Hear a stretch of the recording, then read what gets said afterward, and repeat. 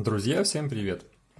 Вот прошло примерно 1,5 недели с того момента, как мы залили наш фундамент, и мы начинаем постепенно снимать с него опалубку. 1,5 недели вполне достаточно, потому что на улице средняя температура где-то от плюс 10 до плюс 18 градусов, хоть уже и начало лета, но достаточно прохладно и очень дождливо. Но 1,5 недели достаточно для того, чтобы начинать уже снимать опалубку, потому что все это дело очень хорошо застыло. И вот мы видим остатки нашего старого порога и куска фундамента от старой перестройки. Все это дело, весь оставшийся мусор, мы будем хранить прямо в толще нашего пола. Это позволит нам сократить затраты на песок. А напомню, мы купили самосвал песка. Весь этот мусор мы постепенно перемещаем вовнутрь, закидываем, равномерно распределяем. Причем я специально поставил на одной из точек лазерный уровень примерно, чтобы видеть, как все это дело расставляется по периметру. И потиху разбрасывал все это дело, подравнивая таким образом, чтобы высоко эти камни не торчали. Все это дело мы постепенно разбрасывали. И в дальнейшем, когда мы будем снимать опалубку, я буду дальше присыпать все это песком. Если вы смотрели видео, как мы выставляли опалубку, то вы могли заметить, что я очень серьезно присыпал все это дело песком, как снаружи, так и изнутри. Мы очень боялись, чтобы опалубка не расползлась. И вот этот песок, который я изначально подсыпал к основанию опалубки, мы сразу же начали забрасывать в дальнейшем вовнутрь фундамента. И вот вы видите, как выглядит наш фундамент после того, как была снята опалубка с самой высокой стороны, а именно с лицевой. Да, доски виднеются, да ну и ладно, в дальнейшем, наверное, заштукатурим. Тоже будет красиво.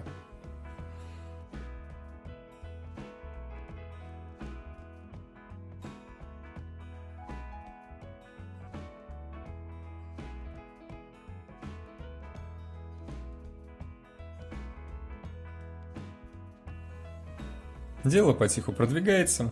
Вот мы сняли и с другой стенки опалубку. Опалубка снимается очень легко. Напомню, мы простирали все это дело, простилали пленкой. И за счет того, что была пленка, все доски остались целые. Но в дальнейшем они пригодятся еще где-нибудь. А пока я мучаюсь с фундаментом, жена осваивает бензокосу. И очень даже неплохо, все хорошо получается.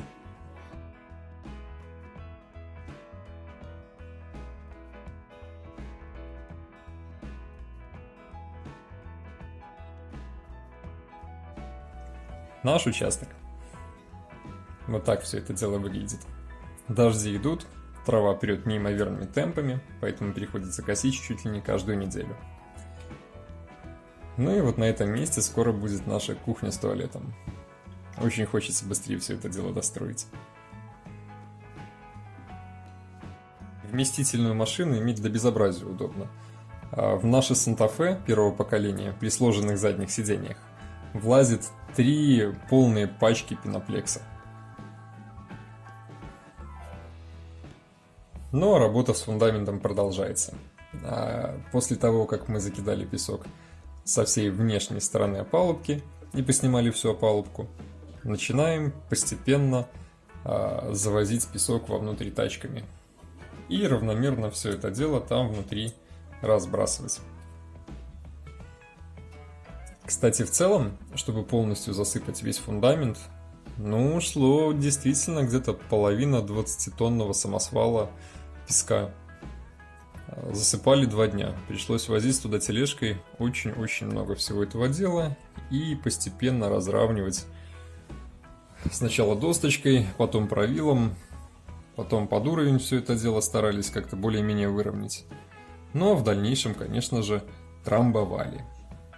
Ведь без трамбовки ничего бы не получилось. Такие вещи надо всегда очень хорошо и плотно утрамбовывать.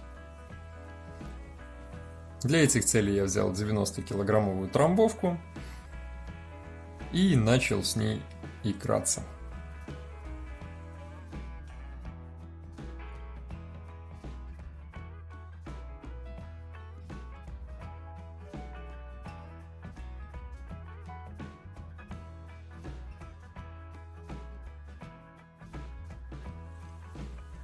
Трамбовали долго и упорно, не ленились, не халтурили, трамбовали примерно полдня, спалили кучу бензина, но утрамбовали до такой степени, может быть, я даже и перестарался, я не знаю, но по итогу, даже на следующий день, когда я приезжал уже после того, как трамбовал, песок был настолько плотный, как будто в него добавили цемента. То есть его даже пальцем нельзя было просто отковырнуть от земли. Настолько плотно все это дело утрамбовалось.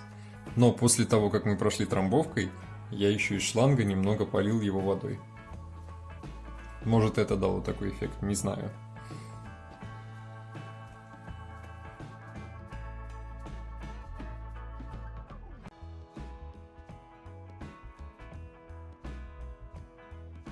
Ну а вот результат. Утрамбовалось все очень ровненько, плотненько, под уровень правилом постоянно сгребал, сдирал, а каких-то огромных бугров, неровностей или ям, к счастью, не получилось. Это очень сильно облегчит в дальнейшем процесс. И укладки чернового пола, и пеноплекса укладки, и заливки бетона. А будем делать мы именно полы по грунту. Причем полы мы будем делать сразу, до того, как класть стены. Потому что по бетонному полу в дальнейшем работать гораздо удобнее, чем постоянно ковыряться в песке. Об этом мне говорило достаточно много опытных людей в стройке, и все советовали в первую очередь обязательно залить пол, а потом уже класть стены. Я решил их послушать и сделал именно так.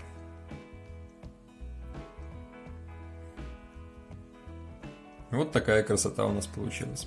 Весь фундамент засыпан, и высотой от песка до фундамента мы имеем примерно 15-16 сантиметров. Сделано это для того, чтобы в дальнейшем уложить 5-сантиметровый пенополистирол или пеноплекс, или от Технониколь XPS панели, и сделать на них армировку из сетки, и в дальнейшем залить где-то 8-10 сантиметров бетонной стяжки. Напомню, что под фундамент мы сразу вывели все коммуникации, и канализацию, и воду, и на всякий случай просто пару трубок с зондом, если в дальнейшем понадобится какую-нибудь электрику либо затянуть в дом с улицы, либо наоборот из дома на улицу.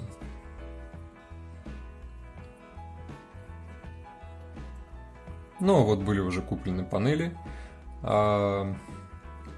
технониколевского, как его, пеноплекса называют. Но это не пеноплекс, он там по-другому называется. Пенополистирол вроде как. 5-сантиметровый. Для наших целей этого вполне достаточно.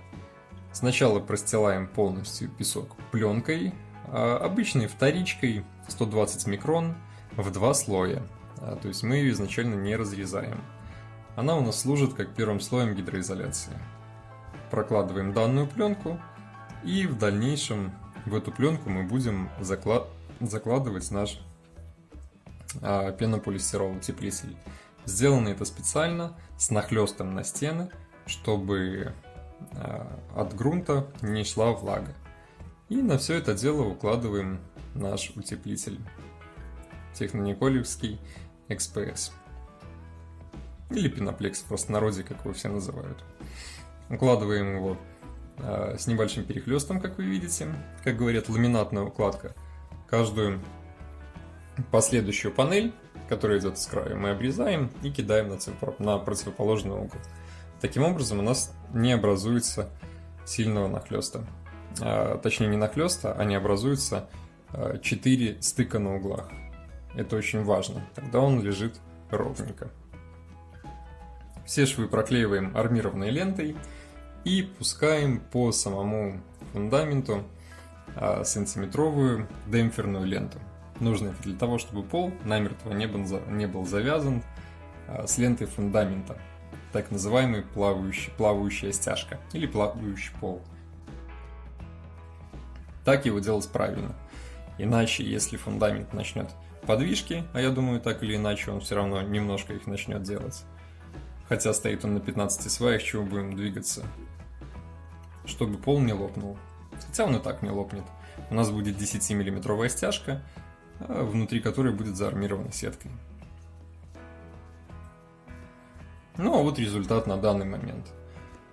Пол засыпан, все утрамбовано, мусор внутри закопан, простелено пленкой, уложен 5-сантиметровый пенополистирол или пеноплекс XPS панели от Технониколя. Все это дело проклеено, по кругу наклеена демпферная лента, и дальше мы будем армироваться и заливаться. Ну а если вам понравилось, подписывайтесь на канал, ставьте лайки, заглядывайте в описание. Всем пока!